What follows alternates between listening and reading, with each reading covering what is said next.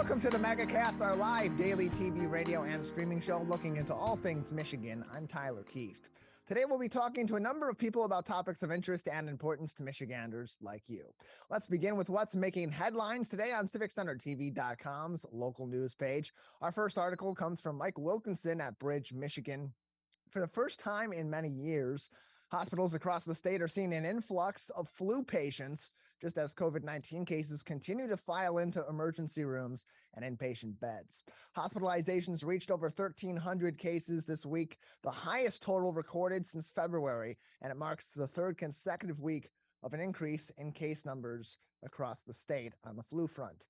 Despite the rising in cases, Michigan continues to have one of the lowest rates of flu in the United States in total. The CDC says that this flu season up to this point has been one of the worst, if not the worst, since 2010-2011, first affecting states in the South and gradually moving further north. Quote, "We have not had any concerns expressed to us specifically related to COVID-19 in patients, but our membership in general remains concerned about the overall impact of respiratory illnesses," said John Karasinski, spokesperson for the Michigan Health and Hospital Association. Also making headlines today on CivicCenterTV.com's local news page from Meredith Bruckner at WDIV TV Detroit.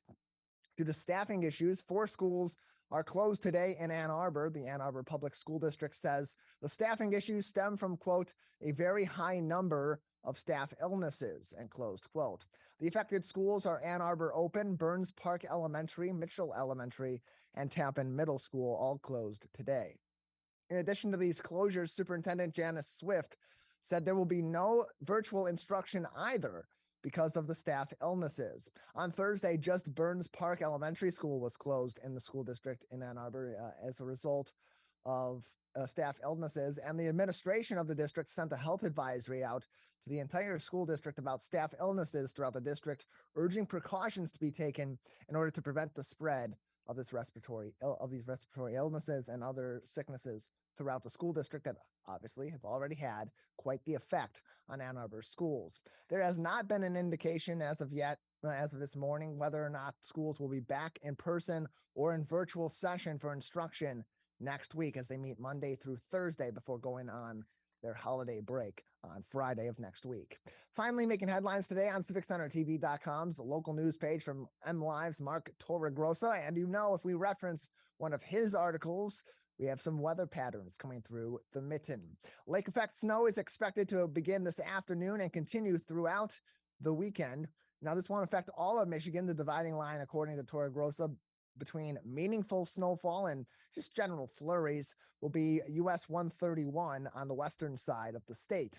The biggest day for snowfall will be on Saturday with an expected 3 to 6 inches of western side snow by Saturday evening. Sunday continues the lake effect snow, but is expected to dissipate by the afternoon. That being said, expect very snowy roads Sunday on the west side of the mitten. Quoted straight from this article, the most hazardous road conditions this weekend will lie from Kalamazoo to Grand Rapids, Big Rapids, Cadillac, Charlevoix, Petoskey, and westward to the Lake Michigan shoreline. The Lake Superior shoreline will also have 6 to 10 inches of snow throughout the weekend, and closed quote. Expect colder temperatures across the state as well, with most areas ranging from highs in the late 20s to the lower 30s throughout the weekend. All those headlines making news on our website at CivicCenterTV.com, on our local news page, as well as what else has been making headlines all throughout the week, and those ever helpful links to updates on COVID-19 and other public health information from the Centers for Disease Control and Prevention, the Michigan Department of Health and Human Services, as well as the Oakland County Health Division. We have a great show ahead on this edition of the Megacast. Coming up next, we'll talk about recreation for the winter season on the basketball court with Eddie Okanuski, or Eddie O, from Eddie O Basketball Camps. You're watching and listening to the Megacast. Wake up, Greater West Bloomfield. Start your mornings with The Splash and tune in for The Splash Live. Get acquainted with people, places, and activities that are live, local, and for you. First thing in the morning, weekdays at 9:30 a.m. on our Civic Center TV YouTube page, or watch us live at Civic Center TV or on Facebook. The Splash Live, Greater West Bloomfield's live update show. Now that the vaccine is available for children 5 and up, why do you recommend it? Kids are part of the community and they can spread COVID. We're seeing both healthy children getting sick from the virus as well as children with underlying health conditions. They can easily bring the virus home to other people that are vulnerable and make them sick as well. This vaccine can change that and keep children safe. It's essential that your children get vaccinated to protect them, to protect your families, and to protect those in the community around you.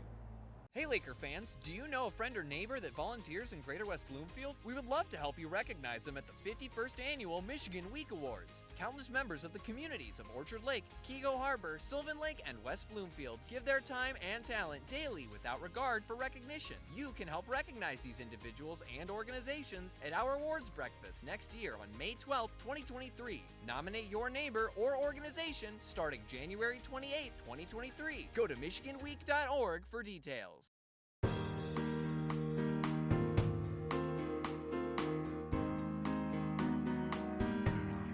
Welcome back to the Megacast, our live daily TV, radio, and streaming show talking about all things Michigan. I'm Tyler Kieft. You can learn more about our program by visiting our website on civiccentertv.com/megacast, where you'll also find more information on all of our partnering stations, as well as links to their direct websites to follow their other original programming throughout the 23 hours of the day. They're not with us live or live to tape on the Megacast, and find all of our full shows and each individual interview on demand as well, in case you're not able to join us Monday through Friday, 10 a.m. until 11 a.m. for our live shows or live to tape on our partnering stations, such as Orion Neighborhood Television in northern Oakland County, as well as Birmingham area municipal access in the Birmingham Bloomfield area.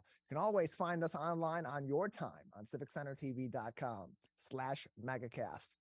Well, we're into the winter season now as we approach the end of the year, go into the new year, and you're looking for activities for your kids on the weekend. A great way to get them out, socializing, learning some life lessons early on, and maybe even learning a sport they may grow to love, is to send them to a basketball camp. And one of the great basketball camps in our local area is Eddie O Basketball Camps. Joining us now on the program is the owner of Eddie O Basketball Camps, LLC, Eddie Okanuski. Ed, thanks for being with us today.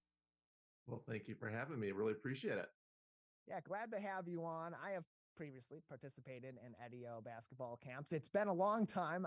I'm far removed from being a fourth grader at the eldest age, but this is a really interesting camp because it doesn't just facilitate basketball games. It really goes into teaching kids the basics of basketball, certainly the fundamentals, but also the fundamentals of team sports. That's correct. Yes. This basketball program's been going on for decades. It's kind of embarrassing to say that, but it has been. And you're right. So this is a basketball league that starts on Saturdays in January. And part of the league is obviously playing basketball games, but part of it is just like T-ball or rec soccer. It's a practice session, but during that practice session, half the session is practice, half the session is a game. But I will stop the practice session 10-15 minutes into it and get all the groups together and do skill work. And at the most rudimentary level, we start in preschool. We have preschool league, kindergarten league, first grade, all the way up to now it's fifth grade. We spend quite a bit of time on ball handling. Because that is probably the area that students can really improve the most. Are we doing shooting and passing, all that? Absolutely are, but really focusing heavily on that ball handling. Then they go back to their teams for the rest of the practice session, and then we have games. This all takes place at West Hills Middle School. For our youngest divisions, we have 7 courts there. In the oldest division, we'll have 4 courts at West Hills Middle School, and we also have a beautiful facility at Bloomfield Hills High School that we use for the older kids as well. Younger kids, we have adjustable baskets. Older kids, they're at the 10-foot level. So great experience. We do market it as a family atmosphere. People bring their whole families. And it's a great way to spend a Saturday morning or Saturday afternoon in the cold depths of winter. So it's a little bit about our basketball league. You can find more information on the league and inquire about it by going to facebook.com/EddieO basketball. And also you can register at bloomfield.org/recreation in partnership with the Bloomfield Hills School District. Of course, that's where the facilities for Bloomfield Hills High School and West Hills Middle School are ran through. Facebook.com/EddieO basketball. And so for Eddie, for families that maybe don't know what sports their kids might be passionate about, or haven't quite developed some of these hobbies, or even are just trying to get their kids out and socializing a little bit more outside of the classroom environment, why is something like this basketball camp a great opportunity to kind of check all those boxes and, of course, get those kids that physical activity during the winter? That's a great question, Tyler, and I get asked that quite a bit. And this is really a rec basketball league. It's not travel. It is a rec basketball league. I do let people know if they're interested in that more competitive kind of atmosphere. I have different places for them to go. It's not my program, but if that's what you want, that's where you go. Especially at the preschool, kindergarten, first grade, second grade level, the skills are not what they would be in high school, obviously. So we do get a lot of beginners, and it is about just effort and improvement. That's our two things we really focus on: effort and improvement. At the earliest grade levels, there's no stealing, there's no double teaming, and no pressing. So at the kindergarten level, every year I have parents who'll come up to me and say, "Eddie, I thought this game was going to be 2-0. And it ended up being 36-34. So there's a lot of up and down. The students have reversible jerseys and shorts. It really looks and feels like real basketball, but at the same time, with no stealing at a very rudimentary level in the early elementary, it avoids the fouling and all that kind of stuff. So it's a great way to get introduced into basketball. And we really work hard to put students from the same school in the same team because they want to play with their friends.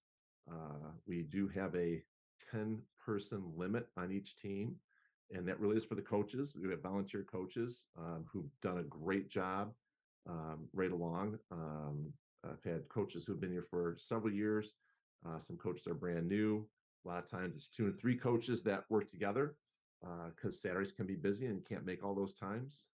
But they do a phenomenal job, and they do really follow the philosophy of the Eddie O basketball camp. And if you go to eddieobasketball.com, you'll see where the philosophy is, league rules.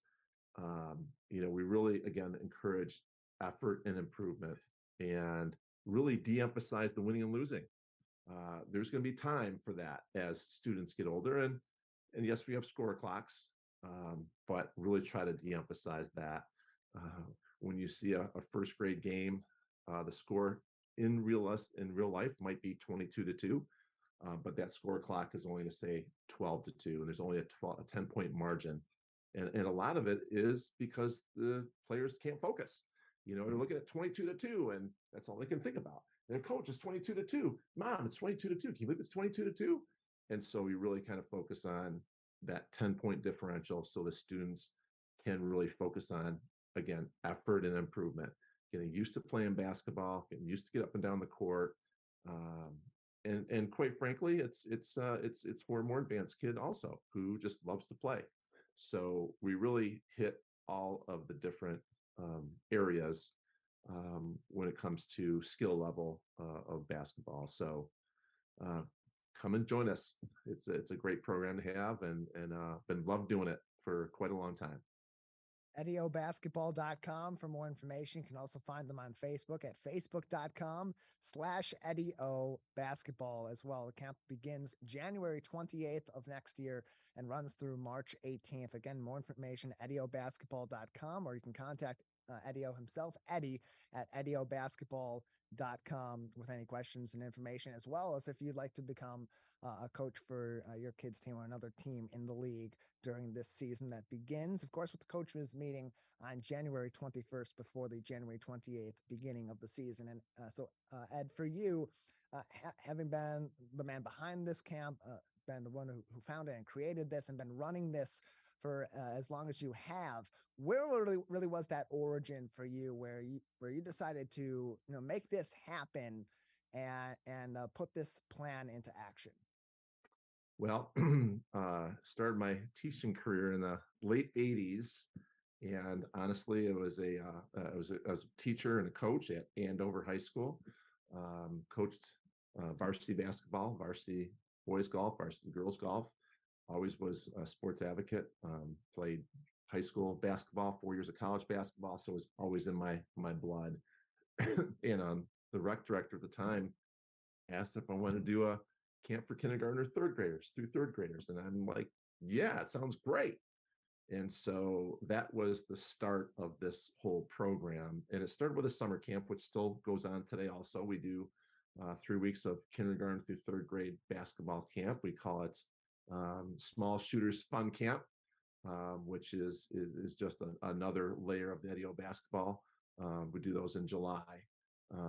But started it that way, and it has evolved, throughout the years, and it's really evolved because we got great parent support and great parent input, and we started this a couple decades ago now, was our parent / coach game. So at the end of the season, we've played several basketball games, and coach has been in there helping, and parents have been around, and we have this parent coach game where I have reversible jerseys for the parents as well, and it's moms playing against moms, it's dad playing against dads, and it is a blast. It's a blast because the kids are out there, they get to see their parents playing, they're so excited. A lot of great memories have been made. I work here at Brother Rice High School as the principal, and have had incoming ninth graders come in, and their dads or moms, and dad specifically, I remember this, it's like, when my kid was in first grade, I played in that game and I was the MVP, and I'll always remember that, and it's just a great memory for their parents. These times go by so fast. I always say the days are long, but the years go by so fast, and this is just a great opportunity to spend time with your family, create some memories, and again, just mark it as really good family time as well. So, yeah. EddieOBasketball.com is the website to learn more information, as well as to register your kids to play in this league. Of course, pre-K through fifth grade now, and the camp begins on January 28th. EddieOBasketball.com. And who is this camp open to? Is it just in the Bloomfield Hills School District, or is it open to those in the throughout the local community? Good question. It originates here in Bloomfield Hills, but if you're outside the district, it's an extra $5 to participate. You do have to create a free community pass account, which you can locate through the website that Tyler was talking about. It is people from all over the community. I do have referees that work on the weekends, for these games, and they're former basketball players that in the Eddie O League. The camp counselors, who are high school and college students, in the summertime, most of the time they're former players. And this summer and this winter too, I had people working from 11 different schools. If it's Brother Rice, Marion, Bloomfield Hills High School, Groves, Seaholm, Notre Dame Prep. There are several schools that our kids go to or come from, and to your point, Tyler, it's open to anybody. And the next step is, as you having a great time at this and enjoying it, and you might be, as a student or a player, find yourself in a role as a coach later on at the summer camp, or as a referee in the winter basketball league. So that's pretty exciting, and love that I can say that these referees and coaches were one of the players in the league years before. So yep, but it's open to everybody, and love that you have the website up there, and that's the best way to gets more information. So EddieOBasketball.com is that website. Again, the camp begins on January 28th. Registration through the Bloomfield Hills School District can also be found at bloomfield.org. Ed, thanks for joining us. all right, thanks for having me. Have a great day, everybody. Glad to have you on, Eddie-O, and thanks for telling us more about your upcoming basketball camp. It's a favorite there in the Bloomfield Hills School District, as many other local school districts here in Oakland County, to get kids involved in something during the winter season and grow their love for, or at least explore their interest potentially in basketball. We'll take a break on the Megacast. On the other side, plenty going on across our economy this holiday season that's affecting your pocketbooks and your holiday shopping. Joining us next to talk about all those different issues and more is Michael Greiner from Oakland University. This is the Megacast. Let's savor these moments. Made possible by the COVID-19 vaccine.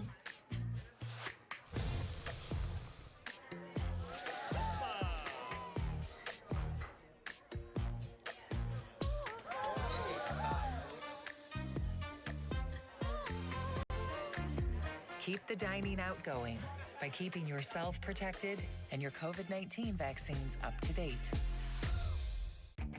My Michigan TV is streaming everywhere on Apple TV, Roku, Fire TV, and more smart TV apps. My Michigan TV is on your phone too. Take us with you wherever you go. Just search for My Michigan TV on your favorite app store or visit mymitv.com. All Michigan, streaming everywhere. My Michigan TV. Can I ask you a question? Why do you want to get the COVID-19 vaccine? I don't like getting sick. The virus will die. It will be easy to not catch it. Keep my family safe and keep playing soccer. Because I love being vaccinated. What's your hope for everyone? I hope everybody gets the vaccine to keep safe and strong. Be like happy, having fun everywhere.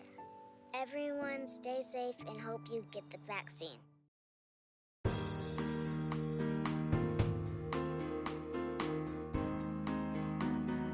Welcome back to the Megacast, our live daily TV, radio, and streaming show talking about all things Michigan. I'm Tyler Kieft.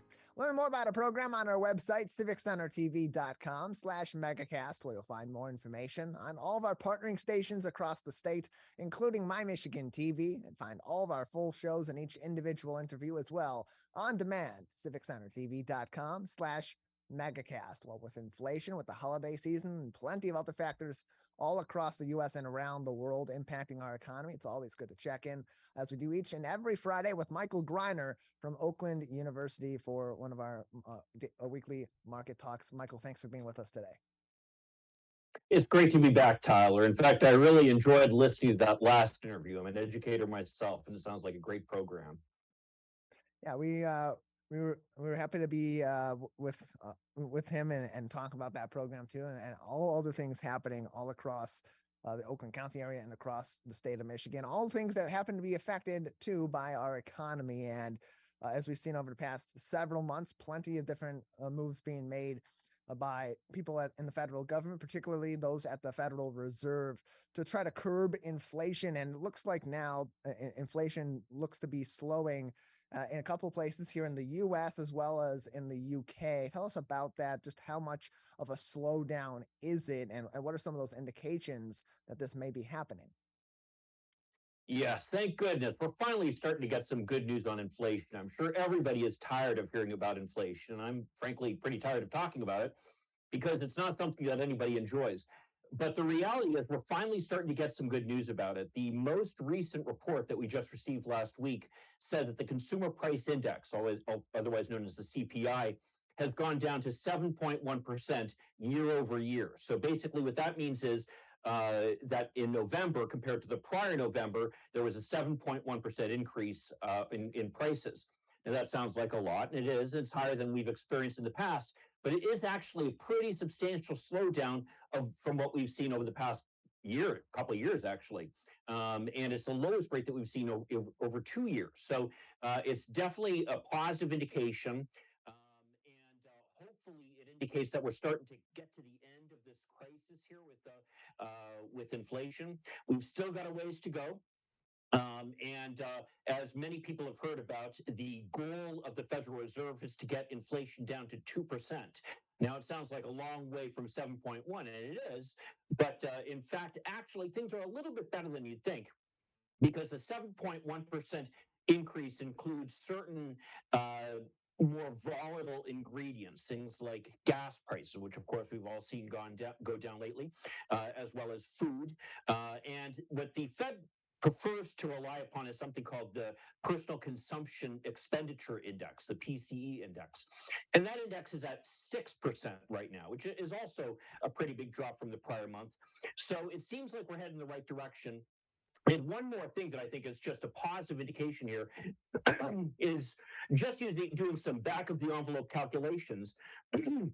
Excuse me. It appears that actually, if you just look at the amount that prices increased from October to November, we're down to a rate of about 2.6%, which again, that's really only slightly above where the Fed wants us to be. Now, again, we still have ways to go, but at least it shows we're on the right track, and that's very encouraging right now.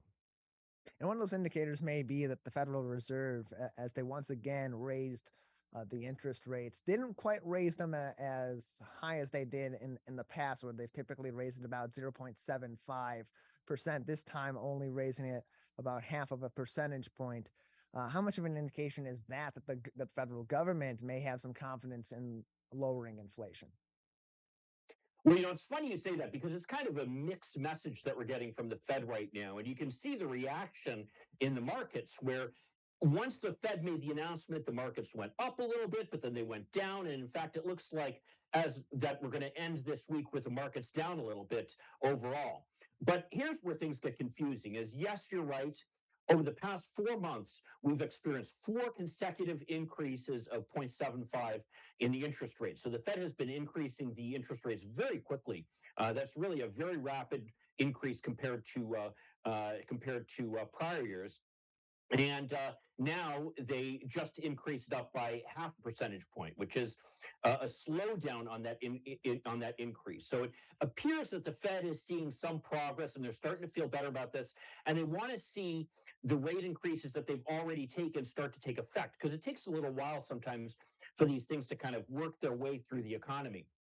But at the same time, Federal Reserve Chair Jerome Powell made a speech, as he always does, and he was very strong in what he said. And what he said, number one, was that this is not going to be the last rate increase we're going to see. And he expects that we're going to see the rates increase higher than had originally been anticipated, where it originally had been anticipated that the rates would stay for the next year around, say, 4.5%. Now he's saying that the rates will increase above 5%. So we're talking a higher rate than had originally been anticipated. Secondly, he's also saying that he expects that these high rate increases are going to be held at that rate throughout the next year, really at a higher rate than for the entire year. And this is where things get confusing, because the Fed has a credibility problem right now. At first, of course, as we all know, the Fed had kind of poo-pooed inflation, thinking it was a temporary thing, as had many economists, myself included, by the way, by way of full disclosure. But the problem is, of course, it turned out that inflation turned into a much more serious problem than was originally anticipated. So the Fed kind of has been playing catch up since then. And since then, also, the markets aren't really sure that the Fed is serious when it says that it's going to hold rates higher.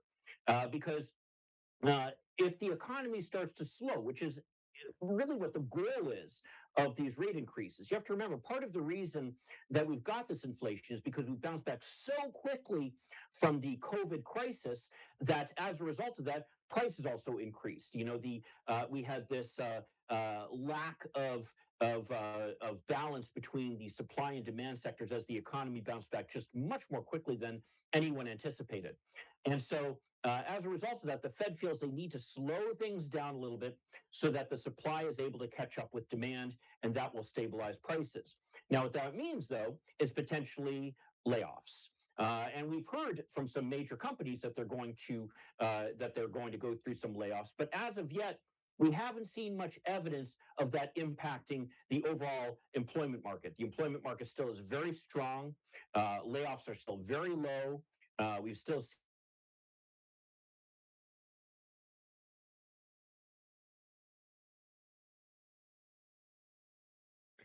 Pierce, we are having some technical issues with Michael and his connection. Of course, he's as he was last week. If you tuned in, also he is out of town at the moment on traveling, and so as happens with all of us, as we're working and we're doing other commitments on the web, have some issues too that go on sometimes when we're on the road traveling and trying to connect to the web and do stuff like going on Zoom calls and whatnot, and it affects television too. But hey, we've been doing this show for a long time here, a couple of years throughout this pandemic. We've been doing this over Zoom since day one. All of our interviews, we've had plenty of these kinds of incidents. So it's all in a day's work here in live television with our network here at the Megacast. So here's what we'll do. We'll take a quick break. We'll get ourselves reconnected with Michael. We'll continue on with our conversation here in just a couple of minutes. You're watching and listening to the Megacast. Actually, we'll keep it right here as we have Michael back now. Michael, let's continue on. One of the indications of the federal government's focus on reducing inflation, reducing prices for products here in the U.S., and maintaining American jobs during these economic times has been, and we've actually seen a couple of articles come out from different news outlets, the New York Times and the Washington Post, both releasing articles this week on some of the Biden administration's more quote unquote protectionist policies economically. Tell us, define protectionism as it pertains to economics to us, and B, what sort of policies the Biden administration is enacting that are kind of creating a web of protectionism economically between us and our foreign partners. Sure. Great question. I apologize about that little internet hiccup there. But basically what we're seeing is dating back to about 1948, the United States and the entire world has been under this regime called GATT, which stands for the General Agreement of Tariffs and Trade. And that kind of transformed into, many of you might have heard of, the World Trade Organization, which actually is a court where they can adjudicate disputes between countries over trade. Now, part of what GATT does is it says that countries can't impose tariffs on each other to make basically buying foreign countries' goods more expensive. So that's what protectionism is about. You ask about defining it, and that's basically what it stands for, which is that if we increase the cost of buying things, say, from China here in the United States, then what that does is it makes it less attractive to buy things from China and more attractive to buy things made here in the United States or from, say, some of our allies. Well, back during the last administration, many people might remember kind of the outrage that many people had over some of the programs that the prior president had instituted, things like tariffs on steel and aluminum from Canada, which didn't really make much sense because there is this exception to GATT, which allows you to impose tariffs if there is some type of national security interest that you have. And a lot of people questioned, well, do we really need to be protecting ourselves from Canada? Well, as of now, all those tariffs are gone, and pretty much all the tariffs are gone on goods that were coming from Europe as well, because of course those are where our allies are as well. The place, though, where we've seen some of the tariffs continue, and in fact actually increase, has been on things from China. And there's, of course, a lot of concern right now over the aggressive behavior by China. And many of us have been saying for years, actually, that we have concerns over their illegal behavior because they don't really essentially comply with the same set of rules that we do. For example, they don't protect intellectual property the way we do here in the United States or in Europe. And as a result, you'll frequently see movies bootlegged being sold in China. Or software, for example. Similarly, they have controls on their currency, for example, and they will frequently use their the joint ventures that they require any foreign firm to enter into if they're going to do business in China, basically to try to steal technology from these companies. And it's really a big problem.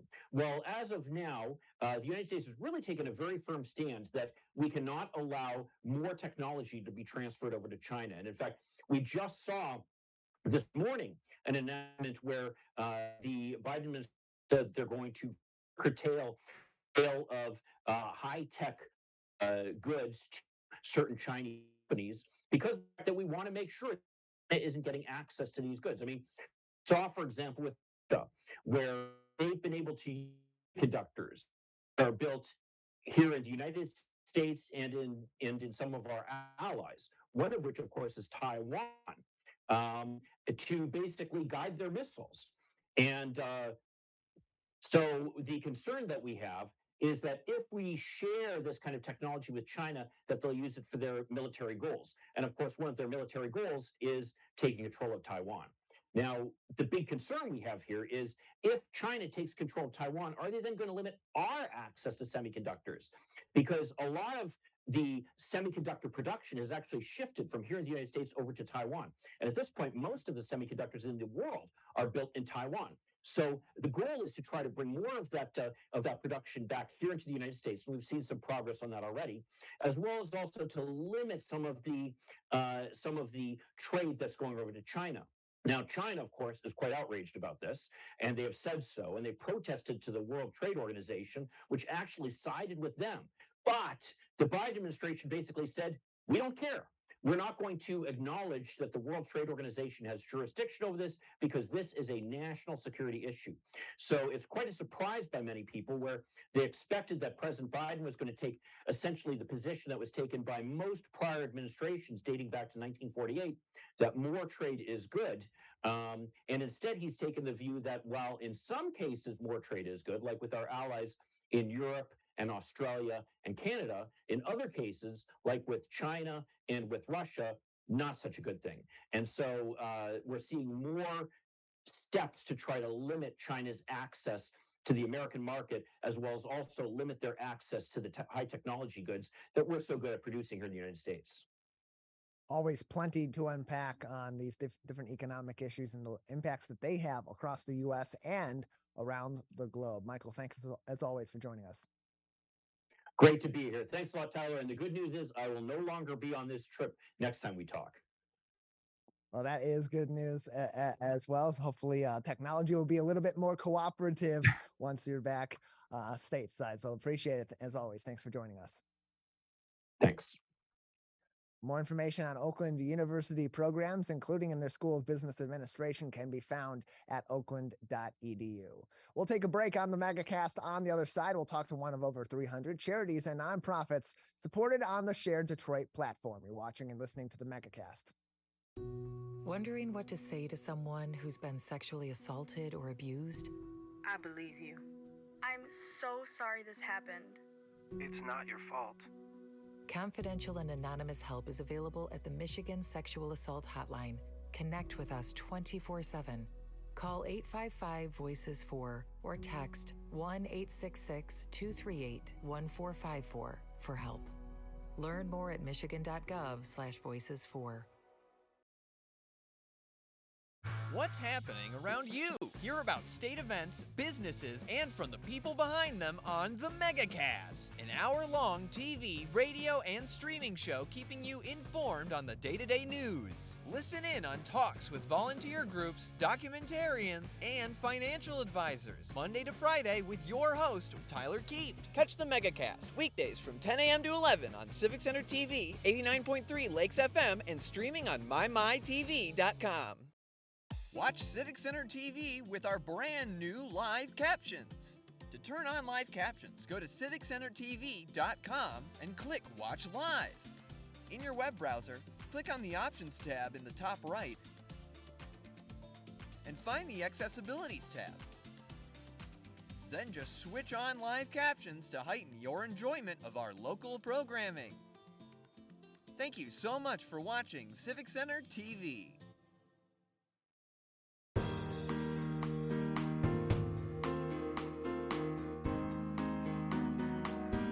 Welcome back to the Megacast, our live daily TV, radio, and streaming show talking about all things Michigan. I'm Tyler Kieft. You can learn more about our program and find us on demand on civiccentertv.com/megacast, where you'll find direct links to all of our partnering stations, including in your hometown, that join us live and live to tape Monday through Friday from 10 a.m. to 11 a.m. and throughout the rest of the day, the week, the weekend, and more, and on demand as well. Again, the website, civiccentertv.com/megacast. Joining us now on the program is one of over 300 charities and nonprofits supported on the Shared Detroit platform. Andrew Brown is the Director of Events and Communications at CARE of Southeastern Michigan. Joining us on today's edition of the program. Andrew, thanks for being with us. Thanks for having me, Tyler. Really appreciate it. Yeah, glad to have you on. Tell us more about your organization. First off, just give us a little bit of the history, the background, the mission of CARE of Southeastern Michigan. Sure. So CARE of Southeastern Michigan actually celebrated its 45th year of business this year. We do a ton of work in the community with youth, first responders. We're really well known for our recovery services programs. Our peer recovery coaching program is really accredited and respected throughout the state and beyond. So we really have a unique approach as it comes to substance use disorder. We work prevention to, help the students and the youth to, not use substances. We do outpatient treatment in our office and a ton of linkage to residential treatment providers all throughout Southeastern Michigan and beyond.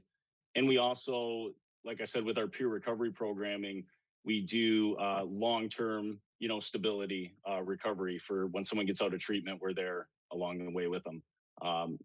Aside from that, like I said, we have our EAP, we have our outpatient services. We do work with license restoration. Our parenting classes are what we're really well known for. And that's what I'm going to talk about in a few, probably, is our parenting conference that's coming up in March. We do a ton of education around parenting, really all ages, and our parent educators are just amazing. More information can be found on careofsem.com, careofsem.com for more information, or visit sharedetroit.org and search in there, find a nonprofit section for CARE of Southeastern Michigan for more information. And what are some of the different communities or different groups of people that your organization serves in our local area? Yeah, so a big piece is obviously youth. We do a ton of work with community coalitions. We do a ton of work in the schools. We work with children from our summer camps all the way from, preschool to, 12th grade. And what we're really doing a lot of that is prevention work, obviously, education, real education around substance use and dangers around that, and making healthy choices in life. Other communities we serve, obviously, are the people in the recovery community, people seeking recovery from substance use. We obviously come from a multiple pathways approach, which means it's not just 12-step programs. It's not just this. It's really, how can we help you recover? How can we help you find safety? We do a ton of work through our Project Box with access to naloxone. We do pop-ups in the community, just making naloxone or Narcan, which is can revive someone from an opioid overdose, available to the community.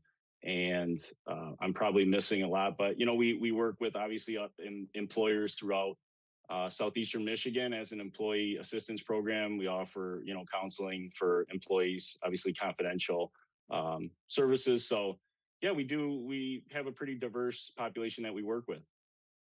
And these aren't just programs that are centered around treatment for people that are experiencing substance use disorder, or for those that are associated with someone that may be experiencing these different issues. These are also, excuse me, they also include substance use prevention tactics too for students and for the youth. So if people are interested, if they have someone in their life that may be experiencing some substance use issues, or they themselves may be experiencing them, or they just want to get ahead of those prevention measures for their kids or their classroom, how can they get involved in some of these programs and get associated with your organization? The best way is just to give us a call, 586-541-2273, or visit our website at www.careofsem.com. We have a list of resources, everything available there. Our front office staff is super knowledgeable. We get a lot of people, a lot of families just calling with questions, and we're there to help you. We don't turn anyone away. We want to always find solutions. I know also our Recovery United Community Center, which is in Fraser. The address is 32577 Garfield Road. That's available and open to the community, and that's just not for people seeking recovery. That's for family members looking for answers, people looking for naloxone. You can stop in. Our hours are posted on our website, but we're pretty much open till 8 p.m. most days of the week, besides Wednesday and Friday. So we're there. We're there all the time. You can stop in, just ask questions. We're here to help. And how does your approach differ from maybe some other preventative measures that have been taken by different organizations, different individuals in the past? Because in so many cases, you're working with groups of people, but you're also working with individuals whose specialized cases may be different than other people's, or their journeys into substance abuse or in recovery might differ significantly from the next person in after them, or the person in before them. So how does that individual aspect play into these resources and these services provided by CARE of Southeastern Michigan? Well, I can speak from my own experience. I am also someone that's received services from CARE. I have 15 years in recovery myself from an opioid use disorder, and CARE was an essential piece in getting me into treatment. I came on board in 2014 to CARE as a peer recovery coach, and have loved it ever since. I've obviously changed positions over the years, but I love this organization. And what I feel, Tyler, is different about what we do is I think it starts with, first, we value lived experience, and we want to celebrate that. And I can speak first to our peer recovery coaching program. We started in 2012. Our coaches obviously are from all facets of the community, but they're all accredited. They all are certified peer recovery coaches, either through state of Michigan or through other certification boards. And, we really hold ourselves to high standards with that.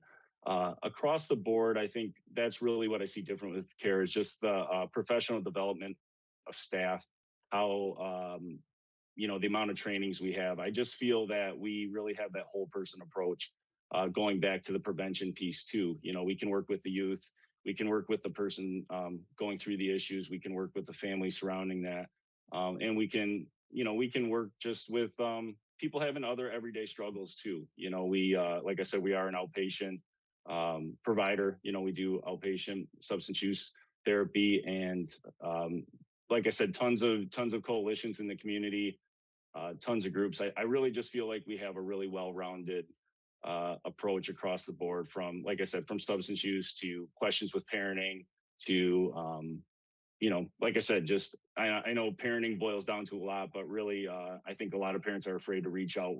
We're there, whatever's going on. We have a parenting class for you, I promise.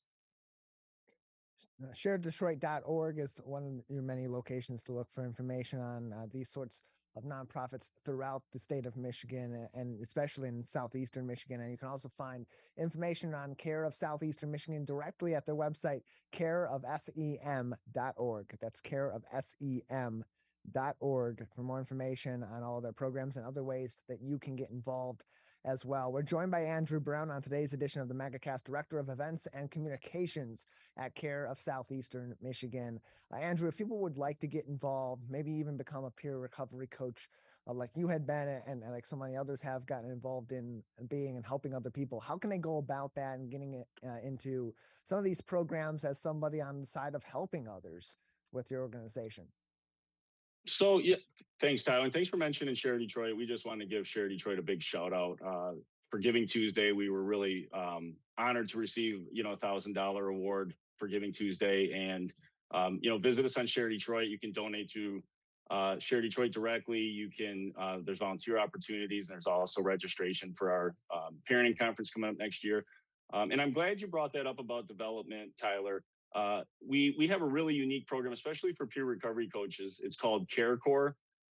You can apply right through our website. There's a link. You have to have 2 years in recovery. And like I said, we're multiple pathways provider. So, whatever your pathway may be, as long as you have 2 years in sustained recovery, you can take the trainings. The really cool part is, not only do you not have to pay for the trainings to become a peer recovery coach, we pay you to train to be a peer recovery coach. And after the training, it's a 10 hour a week apprenticeship. It's very flexible. And what we're really trying to do is, it might seem like some of us in the peer recovery field that there's too many peer recovery coaches out there. It's not the case. There's not far enough peers out there. So we're trying to really develop the workforce, give peers a well-rounded regimen of training as well as on-the-job experience. So that's available on there. We also, if people are looking for volunteer opportunities, like I said, visit Share Detroit or our website. We do own our building, so that comes with a unique set of needs. If we have any contractors or anyone in the area ever willing to, help us out, we are always, have odds and ends around the building if you're looking for volunteer opportunities. And like I said, getting involved, donations always help us. I mean, we've been around for a while. We sustain a lot on grant funding, but donations really help us support the community in out-of-box ways. Meaning, like, if someone needs a car seat, if someone needs a ride somewhere, that can help us to pay for a Lyft or a Uber to something important. Transportation is something really difficult here. I mean, we have a great bus system, but there's just needs for transportation. So any donations really go to help us doing those out-of-the-box things that can really enhance a person's journey. More information can be found, including information on how to become a peer recovery coach, at careofsem.com. You can get more information on recovery coaching at careofsem.com/recovery-coaching. Andrew, thanks so much for joining us today. Thank you so much, Tyler. Really appreciate it. Appreciate having you on as well. Careofsem.com is their website. You can also call them 586-541-2273, 586-541-2273 to get more information, or visit sharedetroit.org and search under Find a Nonprofit for CARE of Southeastern Michigan to get more information across the board about ways to get in contact with them, different programs that are available to you, volunteer and work opportunities, and more. ShareDetroit.org, the website to go for that. That is going to do it for this week's editions of the Megacast. We appreciate you joining us all throughout the week. You can always find us Monday through Friday live from 10 a.m. until 11 a.m. across our network. More information can be found on civiccentertv.com/megacast. Thank you to all of our guests for joining us today on the program. You'll find their interviews and our full episode on demand soon on civiccentertv.com/megacast. Huge thank you as well to our dedicated crew each and every day. Jared Clark today at Master Control at My Michigan TV, our co-flagship. That's it for this edition of the Megacast. We'll return very soon with a new episode.